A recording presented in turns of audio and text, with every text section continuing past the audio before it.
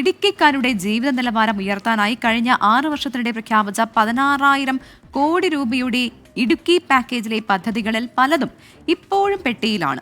3 വർഷങ്ങളിലായി 225 കോടി രൂപ മാത്രമാണ് സർക്കാർ വകയിരുത്തിയത്. ഇടുക്കി ജില്ലയുടെ സമഗ്ര വികസനത്തിനായുള്ള പ്രഖ്യാപനങ്ങൾക്ക് നാളിതുവരെ ഒരു കുറവും ഉണ്ടായിട്ടില്ല. 2019 പുനർജനി പദ്ധതി പ്രകാരം 5,000 കോടി, 2020 ഇടുക്കി പാക്കേജിൽ 1000 കോടി, 2021 നിയമസഭാ തെരഞ്ഞെടുപ്പിന് തൊട്ടു മുൻപ് പിണറായി വിജയൻ കട്ടപ്പനയിൽ നേരിട്ടെത്തി പ്രഖ്യാപിച്ചത് 12,000 കോടി രൂപയാണ്. 2022 ഇടുക്കി പാക്കേജിലെ പദ്ധതികൾക്കായി 75 കോടി രൂപ വകയിരുത്തുന്നത്.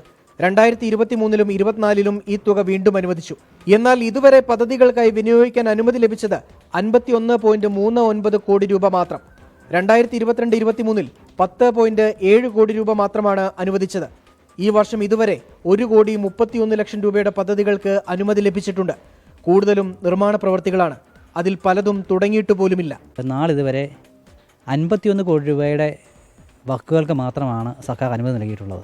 വിവിധ സർക്കാർ ഡിപ്പാർട്ട്മെൻറ്റുകൾക്ക് എല്ലാ വർഷവും അനുവദിക്കുന്ന വികസന പ്രവർത്തനങ്ങൾ അനുവദിക്കുന്ന തുക ഇടുക്കി പാക്കേജ് എന്ന പേരിൽ ഉൾപ്പെടുത്തി ചെലവഴിച്ചതല്ലാതെ ഇടുക്കി പാക്കേജിൻ്റെ പേരിൽ കളക്ടറേറ്റ് ചേർന്ന വികസന സമിതി യോഗത്തിലോ മറ്റ് ആസൂത്രണ സമിതി യോഗങ്ങളിലോ ഒന്നും ചർച്ച ചെയ്ത് തയ്യാറാക്കിയ പ്രൊജക്റ്റുകൾക്കനുസരിച്ചുള്ള നയാ പൈസ ഇടുക്കി പാക്കേജിൻ്റെ പേരിൽ ഇടുക്കി ജില്ലയ്ക്ക് അനുവദിച്ചിട്ടില്ല. ജില്ലാ പ്ലാനിംഗ് ഓഫീസ് മുൻകൈയെടുത്ത് നടത്തുന്ന യോഗങ്ങളിൽ വിവിധ തരത്തിലുള്ള പദ്ധതികൾ ചർച്ച ചെയ്ത് പ്രൊജക്റ്റ് തയ്യാറാക്കാൻ നിർദ്ദേശം നൽകുന്നുണ്ട്. എന്നാൽ യഥാസമയം ഫണ്ട് അനുവദിക്കാത്തതിനാൽ അനുവദിച്ച പണികൾ പലതും ഇഴഞ്ഞു നീങ്ങുകയാണ്. അന്നും ഇന്നും വാഗ്ദാനം ചെയ്തതിൽ പലതും പെട്ടിയിൽ തന്നെയാണ്. കണ്ണിൽ പൊടിയിടുന്ന പ്രഖ്യാപനങ്ങളല്ല, നടപ്പാക്കാൻ കഴിയുന്ന വികസന പദ്ധതികളാണ് ഇടുക്കി ജില്ല പ്രതീക്ഷിക്കുന്നത്. രാഹുൽ വിജയൻ, 24 ഇടുക്കി.